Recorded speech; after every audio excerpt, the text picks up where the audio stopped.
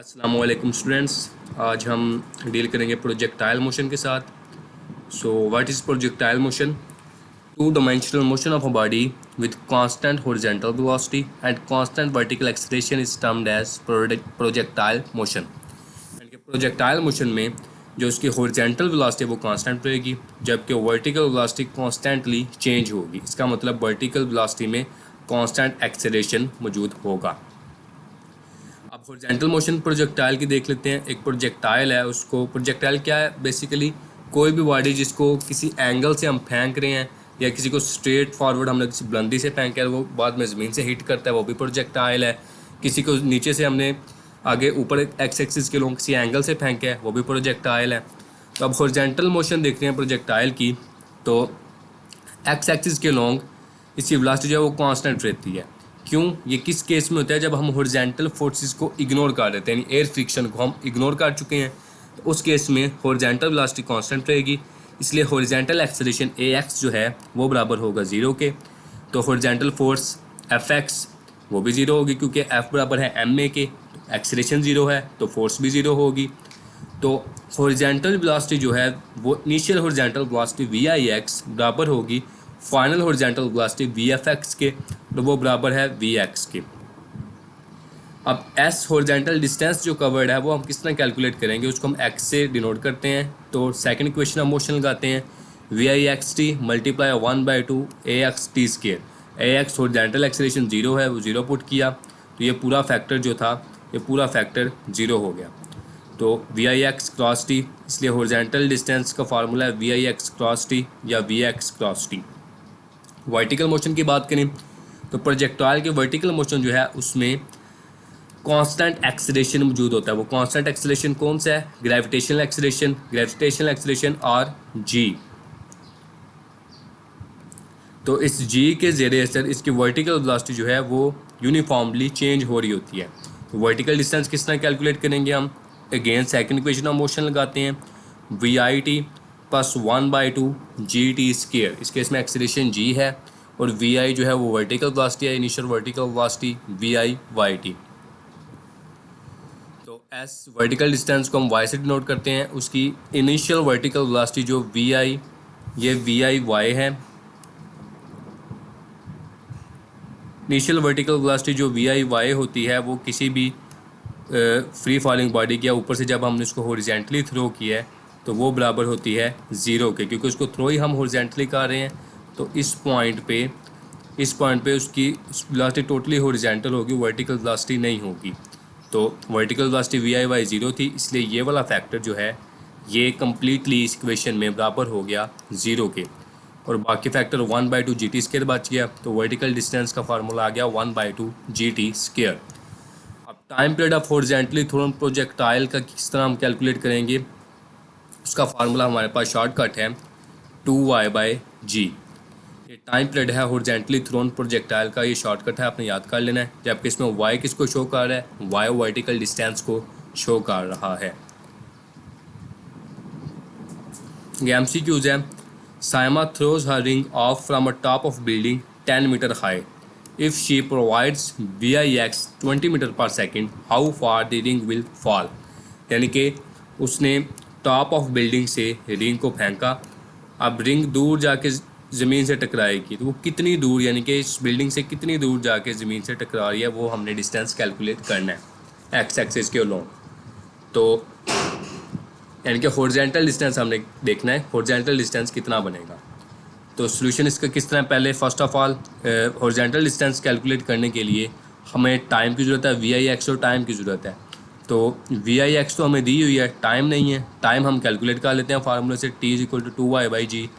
हमने vertical distance जो उसने कवर किया वो उस बिल्डिंग की हाइट थी जो कि 10 मीटर है, वो पुट किया हमने। 2 × 10 डिवाइडेड बाई 10 जो जी की वैल्यू है, तो टाइम हमारे पास आ गया √2 = 1.4। अब x = VIX क्रॉस टी, यानी कि 20 VIX 20 थी, मल्टीप्लाई 1.4 = 28 मीटर। यानी हॉरिजॉन्टल डिस्टेंस 28 मीटर तय करेगी वो रिंग, यानी कि 28 मीटर की डिस्टेंस पे जाके ज़मीन से कोलाइड करेगी। अब √2 की वैल्यू बराबर होती है 1.4, √3 की वैल्यू 1.7। ये दोनों वैल्यूज़ आपने याद करनी है। इसकी बार बार ज़रूरत पड़ेगी आपको।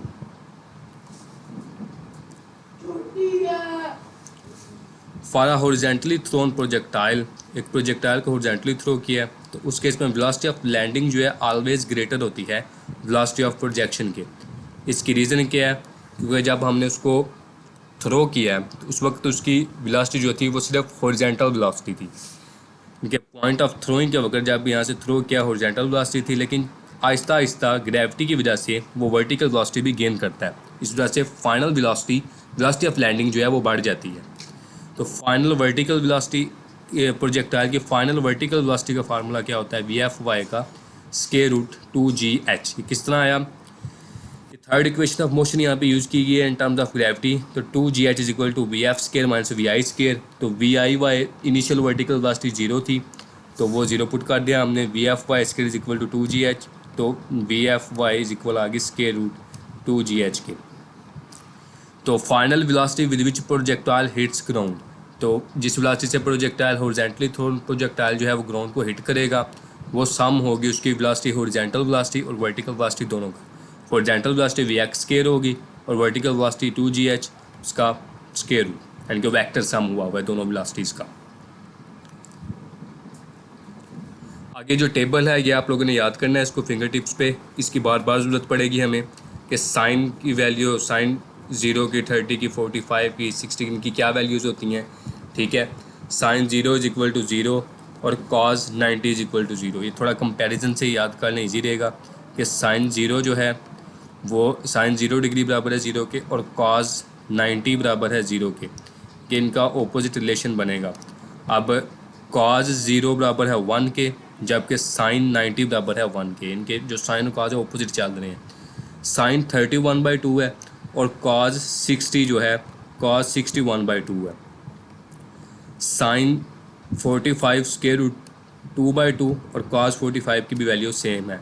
साइन आगे साइन 60 जो है वो स्क्वायर रूट 3/2 है और कॉज के लिए 30 की वैल्यू कॉज 30 स्क्वायर रूट 3/2 है। यानी साइन की जो साइन 0 की वैल्यू है वो कॉज 90 के बराबर है और कॉज 0 जो है वो साइन 90 के बराबर है।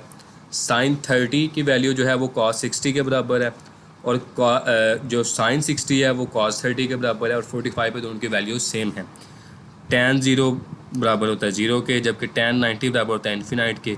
और middle values tan 30 square root 3/3, tan 45 बराबर है 1 के, tan 60 बराबर स्क्वायर रूट 3 के। ये टेबल आपने याद करना है।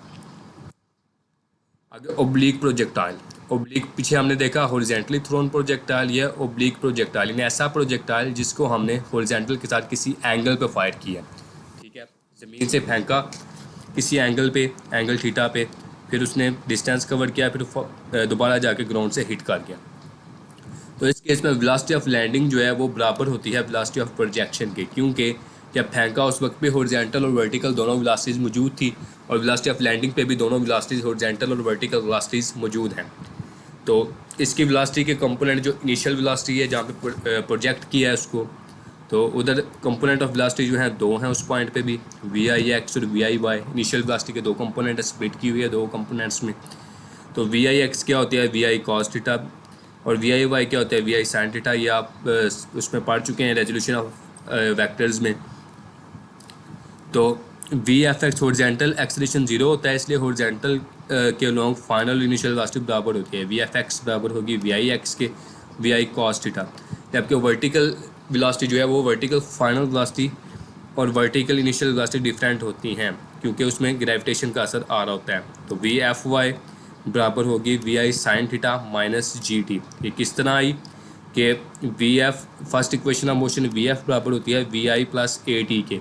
तो VFY हमने कैलकुलेट करनी है, तो इधर हम VIY पुट करेंगे। VIY कितनी है? VI sin थीटा, तो प्लस की जगह माइनस आ गया माइनस GT, क्योंकि जो इनिशियल मोशन है वो अपवर्ड डायरेक्टेड है, जबकि जी डाउनवर्ड पॉजिटिव होता है, लेकिन इनिशियल वेलोसिटी जो थी वो अपवर्ड थी कि जी के ऑपोजिट थी और ऊपर की तरफ जी जो है वो नेगेटिव यूज़ किया जाता है। इसलिए VFY is equal to VI sin theta minus GT।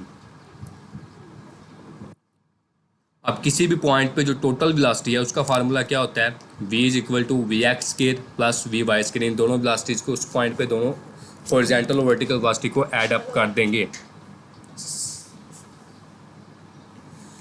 Theta is equal to tan inverse V Y divided by V X, यानी कि थीटा जो हॉरिजॉन्टल के साथ वो एंगल बना रहा है उसका फार्मूला है। अब मिनिमम हाइट पे velocity of projectile is maximum, यानी जिस पॉइंट पे हमने प्रोजेक्टाइल को ओब्लिक प्रोजेक्टाइल को लॉन्च किया है उस पॉइंट पे उसकी वेलोसिटी मैक्सिमम है, क्योंकि जैसे जैसे वो ऊपर जाएगा ऊपर हाईएस्ट पॉइंट पे उसकी वर्टिकल वेलोसिटी ज़ीरो हो जाएगी, क्योंकि वर्टिकली वो रुक जाएगा लेकिन हॉरिजॉन्टली मूव करेगा। तो हाईएस्ट पॉइंट पे सिर्फ हॉरिजॉन्टल वेलोसिटी है, फिर नीचे की तरफ मूव करेगा वर्टिकल वेलोसिटी फिर बढ़ेगी, फिर मिनिमम हाइट पे जब ग्राउंड से हिट करने लगेगा फिर वेलोसिटी मैक्सिमम हो जाएगी। ठीक है, इसलिए कहते हैं मिनिमम हाइट पे velocity of projectile is maximum, जबकि मैक्सिमम हाइट पे वेलोसिटी जो है वो मिनिमम है, लेकिन ज़ीरो नहीं है। ज़ीरो क्यों नहीं है? क्योंकि वी एक्स कंपोनेंट जो है वो मौजूद है।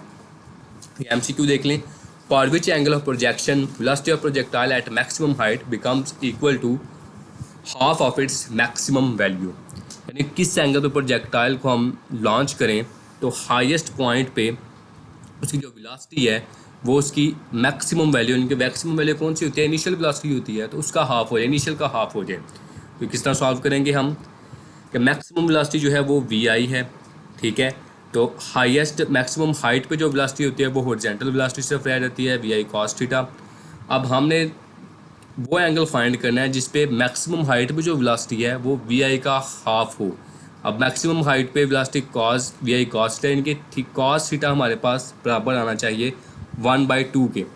तो cos 60 की वैल्यू देखें, cos 60 जो है cos 60 बराबर आता है 1/2 के। तो यानी कि अगर इस फार्मूले में cos 60 पुट किया जाए तो ये 1/2 VI आ जाएगा, और VI V मैक्स इसलिए 1/2 V मैक्स आ रहा है किस कौन सा एंगल पुट करने पे? 60 डिग्री पे। यानी अगर प्रोजेक्टाइल को 60 डिग्री पे फायर किया जाए तो उसकी जो मैक्सिमम हाइट पे वेलोसिटी है वो इनिशियल वेलोसिटी का या मैक्सिमम वेलोसिटी का हाफ होगी, इसलिए बीटा आंसर यहाँ पे करेक्ट है। For which angle of projection kinetic energy at highest point is equal to 50 joule if maximum kinetic energy is 100 joule. ठीक है, अब इसको किस तरह सॉल्व करना है, इसके लिए हम कुछ फार्मूलेज देख लेते हैं पहले कि पोटेंशियल एनर्जी मैक्सिमम हाइट पे जो पोटेंशियल एनर्जी है उसका फार्मूला होता है kinetic energy initial sine square theta, kinetic energy at maximum height is equal to kinetic energy initial cos square theta, kinetic energy initial is equal to kinetic energy maximum, जो initial kinetic energy है वही maximum है क्योंकि उधर velocity maximum है initial velocity, तो 1/2 mvi square.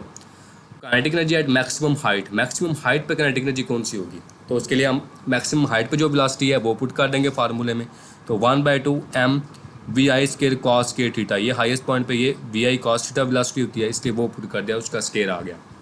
अब इसमें से हम आइसोलेट कर रहे हैं किसको? 1/2 mvi स्क्वायर को आइसोलेट कर लेते हैं, कॉस स्क्वायर थीटा को आइसोलेट कर लेते हैं।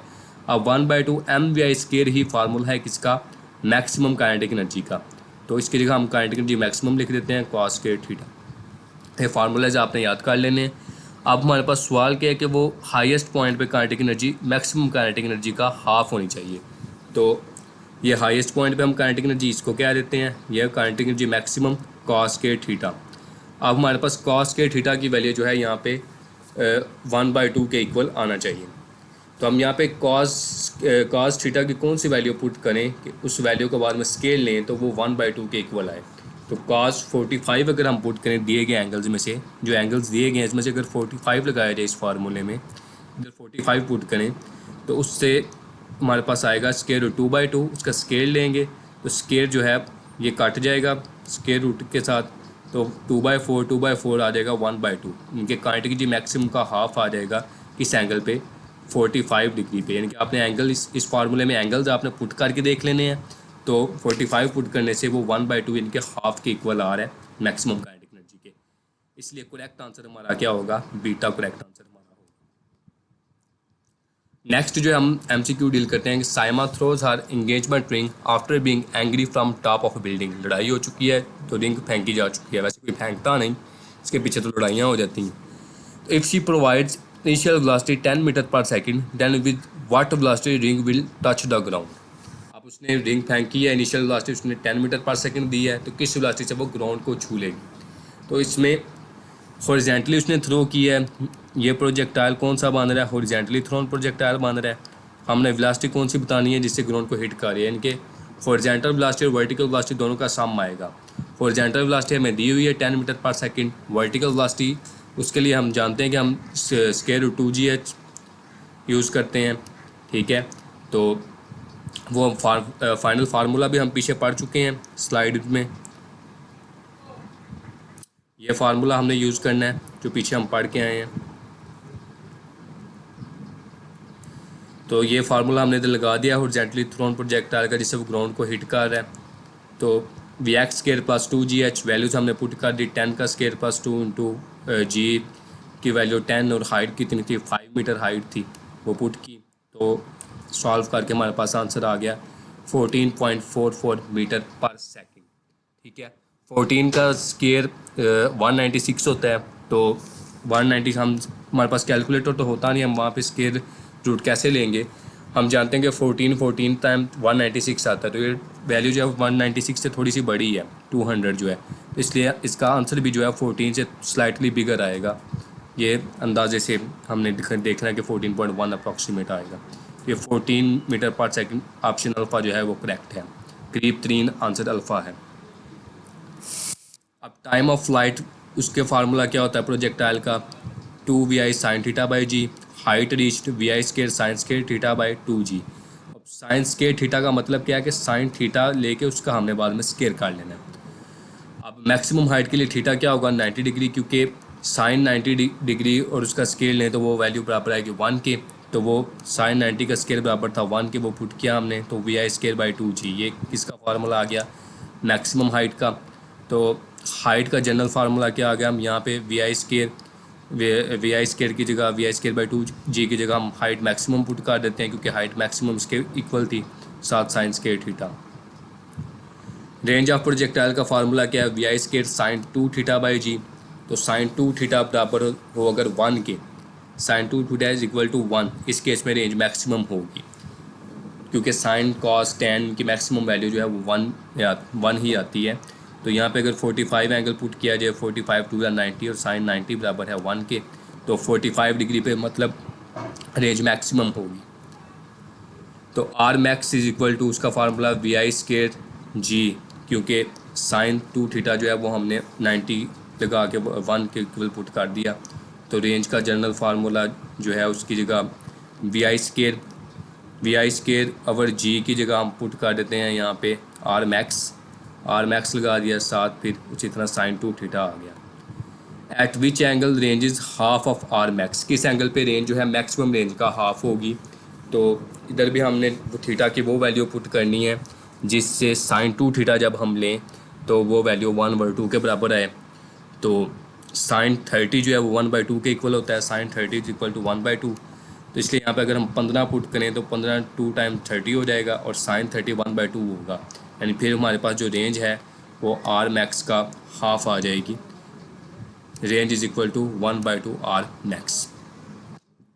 अब range is maximum at, range किस एंगल पे मैक्सिमम होगी, रेंज जो है मैक्सिमम रेंज किस एंगल पे आएगी 45 पे आएगी, क्योंकि 45 पे ही साइन 2 थीटा जो है वो 1 के इक्वल आएगा। तो 45 पे रेंज मैक्सिमम आएगी, लेकिन 45 तो MCQs में है ही नहीं, तो इस केस में हमने करीब 3 आंसर चूज़ करना है। तो यहाँ पे हम 47 लगा देंगे क्योंकि वो करीब 3 है 45 की। अब अगर दो एंगल्स का सम 90 डिग्री हो तो उन पे रेंज जो है वो बराबर होगी, यानी कि अगर एक एंगल 60 है एक 30 है, दोनों का सम 90 आ रहा है, तो 60 पे जो रेंज है वही 30 पे रेंज होगी। और हाइट बराबर होती है, height of projectile range of projectile के बराबर होती है एंगल 76 पे। अगर 76 पे उसको लॉन्च करें तो हाइट और रेंज दोनों इक्वल आएंगी आपस में। टाइम ऑफ फ्लाइट का रिलेशन जो है हाइट के साथ वो है इस फार्मूले में कि टाइम ऑफ फ्लाइट बराबर होता है 8h/g स्क्वायर रूट। ये फार्मूला भी आपने याद करना है। अब अगर हाइट हमें दी हो 10, थीटा दिया हो 45, तो फाइंड t। तो थीटा से हमें कोई कंसर्न नहीं है, इसको हमने यूज़ नहीं करना। हम सिंपली ये फार्मूला लगाएंगे 8h/g, h कितना है 10, 8 × 10 डिवाइडेड बाई g की वैल्यू 10, तो स्क्वायर रूट 8 आ गया। अब 9 का स्क्वायर रूट बराबर होता है 3 के, तो 8 का स्क्वायर रूट है तो ये 9 से थोड़ा सा कम होगा, लेस देन 3 होगा, ठीक है। 9 का 3 था तो 8 का लेस देन 3 है, तो 2.97 अप्रॉक्सीमेटली आ गया। अब रेंज और हाइट का रिलेशन क्या है, R tan theta is equal to 4h। ये भी अगर हमें रेंज दी हो, थीटा दिया हो, तो उससे हम हाइट कैलकुलेट कर सकते हैं। हाइट दी हो, रेंज दी हो, थीटा कैलकुलेट कर सकते हैं। ठीक है, इनमें से कोई भी दो टर्म्स दी हो, तीसरी टर्म हम इस फार्मूले से कैलकुलेट कर सकते हैं।